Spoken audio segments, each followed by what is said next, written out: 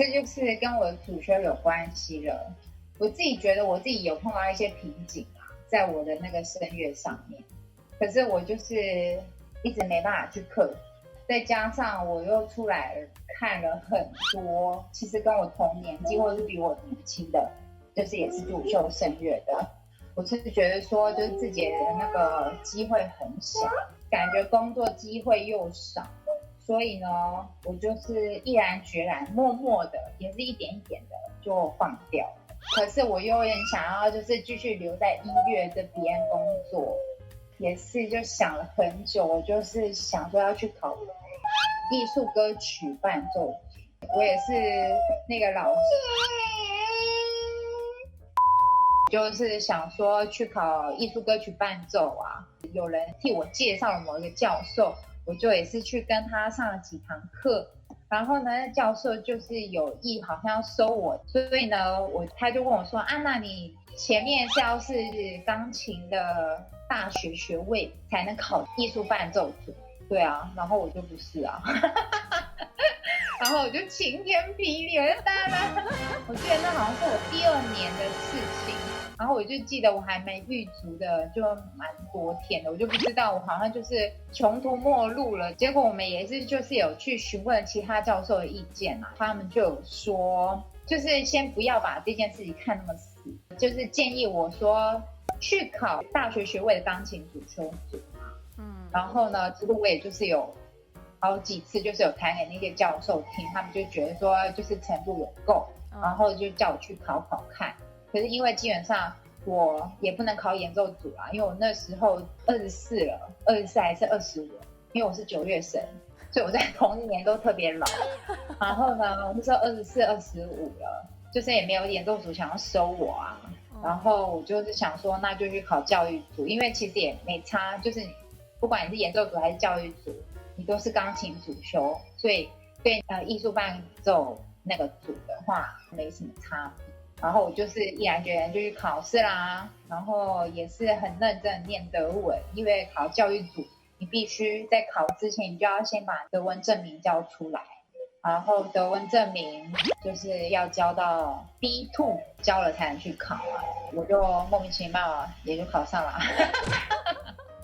也是花了很多心血啦，很厉害。你想想看，就是本来不是钢琴主修的人，虽然我小学跟国中是钢琴主修，可是就是已经很久没有钢琴主修的感觉。对我来说上台都还是紧张的。教育组就是一个，你除了要好好练琴以外，你还要念很多书。我那时候每个考试都是要准备1-2个礼拜的。即使是一个小的考试，可能对奥地利人来讲，他们看2下可以去考试，可是我要准备2个礼拜，就是很崩溃啊。那时候就是不是在念乐，是在念德文。我教育组毕业也是要写论文的，就也是死挤活挤啊，挤出来写2份，一份是就是一般的论文，就是你要选一个题目然后写这样，然后另外一份呢是写类似像台湾的教案。要写说3个等级，低、中、高，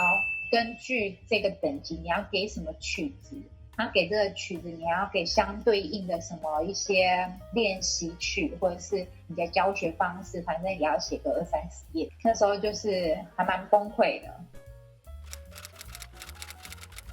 就是在教育组的时候，我真的是不得不宣扬一下格拉兹的大学教育组，算是奥地利数1数2的，就是他们的课程是真的非常的不错。像比如说每一个人，像以我是钢琴组来讲啊，我的钢琴组里面的教育组，它有很多不同的科目跟钢琴或者是键盘有关，都是跟教育或者是它的概论来上课这样。然后其中呢，每一个人都可以选一个 Schwerpunkt，算是有点像选修嘛，4种不同的选修，像比如说有合唱的，有爵士的，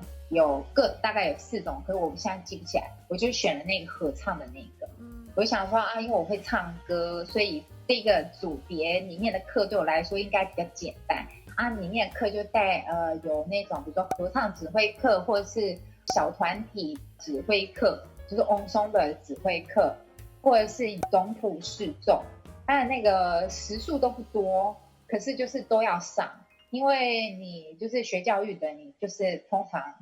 你要广泛的大概都要知道，然后要怎么弹这样。然后我就上总谱课的时候呢，就那老师就发现说我身上有一些特质，很适合念合唱指挥。他其实一开始是劝我去念歌剧伴奏，然后可是因为你看歌剧伴奏是一个非常疯狂的主修，就是你要弹那些歌剧，然后你要一边唱那个角色在唱的东西，而且是音都要唱对，你可以低八度唱，可是你就是全部都要就是跟上。然后如果说角色在换的时候呢，你也要换，比如说那个男主角跟女主角两个在对唱，你看女主角唱一唱要唱男主角，男主角唱一唱要唱女主角，这样就是很疯狂，然后你要弹这样。然后我那时候就觉得我没办法接受这件事情，我觉得我做不到，还是说我觉得你非常有天赋，可以去做指挥这个方面的工作。然后他就也极力的推荐我去考试啊，因为他那1年考1次嘛，我就是也写信了给我的指挥组的教授，然后他觉得人很好啊，然后叫我去指个几次，然后他就说好，那你去考试，我们就看考试当天你的结果，看你指的怎么样。有时候他说哦，好，可是他如果你考试那天表现很烂，他不一定收你。反正就是去考了。好险，台湾的那个听写乐理教育非常的优秀，所以呢，基本上就是听写乐理这一方面对我来说，其实没有很困难。我觉得我赢是赢在我会唱歌这一方面，所以就考上了。开始一直在学你的怎么指挥啊什么，开始带团了之后呢，发现说，其实这还蛮符合我自己的个性，因为其实我也个性算是蛮强硬的一个人啊，算是主见也还蛮重，个性比较刚强。然后我就发现说，其实我在这一块领域其实做得蛮好的，蛮喜欢指使人家的。就是很有领导能力啦，就是你应该有那个特质。比如说在彩排的过程中，其实蛮快乐的，不会说就是比如说我在弹钢琴的时候，我虽然在弹的那当下很紧张，可是事后我是开心的。可是我没办法理解为什么我在弹的时候可以这么紧张这样。可是像比如说我在指挥的时候，完全就不紧张啊，因为其实我觉得，其实面临过弹钢琴之后，我就觉得指挥没什么不高兴。就比如说拉错或弹错、唱错都是他们，关我什么事？那只是开玩笑。如果我乱讲的话，很多指挥都很想杀了我，那是开玩笑的。每个行业都有每个行业的困难处。那我是觉得指挥这个行业，如果以紧张程度来讲的话，我觉得我蛮不紧张的，对于这个职业很好，就是都还蛮开心的啦，算是找到一条路。不用，这个学校的好处就是你再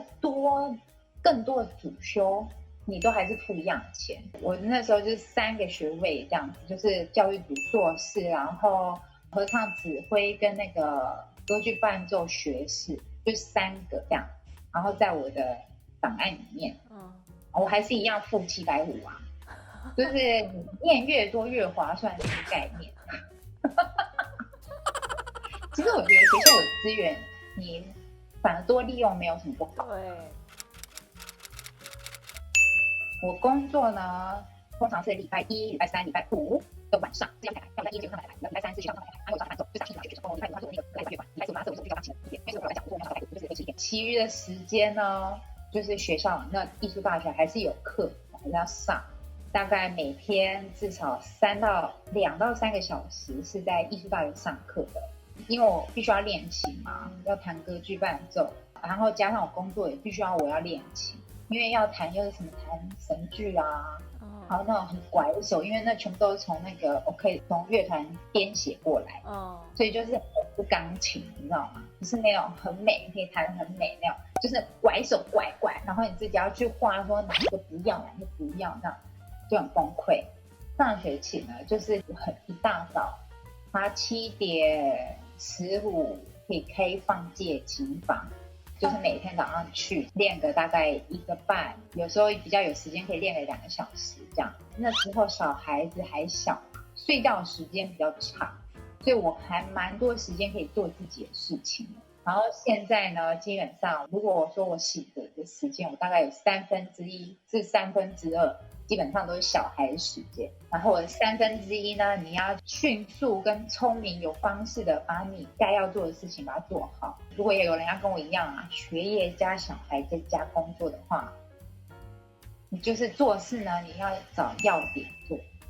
因为基本上我是觉得学业是很重要没错，可是你的人生并不是只有在学业上面。那你要如何顺利跟聪明的拿到这个文凭呢？那就要有技巧，你就要找事情的重点做。我已经搞不清楚说他是现在已经结束他的讲话，然后我要下音乐呢，还是怎样？然后就忽然就大概有大概30秒的激进，就他那一天呢，在讲话的时候还不小心把他的假牙喷出来。